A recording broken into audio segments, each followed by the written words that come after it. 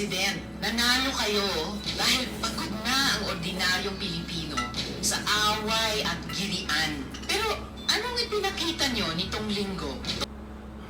This is an example of politicizing the budget hearing through the questions of a senator. Ang problema niya kasi, nakalagay yung pangalan ko doon sa libro. At yung libro na yan, ibibigay namin doon sa mga bata. At yung mga bata na yan, may mga magulang na boboto. At yung pangalan ko ay nagkalat doon sa kung saan man ibibigay yung libro. Madam Chair, we commit to send tomorrow everyone in this room a copy. Ni Lorna Kapunan, kahit mag-asawa, kailangan may consent o pagpayag kapag nagsisiping. Yung dati po na sinasabi na obligasyon ng asawa, ng babae o lalaki kapag humiling ang asawa, lalaki o babae, dapat pagbigyan, hindi na po yan. Hindi po. Pag sinabing no, no means no.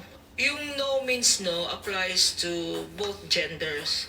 So pag sinabi ng husband, When it comes to international diplomatic relations, gusto nyo i-discuss natin yung West Philippine Sea. Yes. But hindi kasi ako plastic na tao. No, I agree with you, ma'am. That's why nga sinasabi ko po na hindi lang to legislative, political din.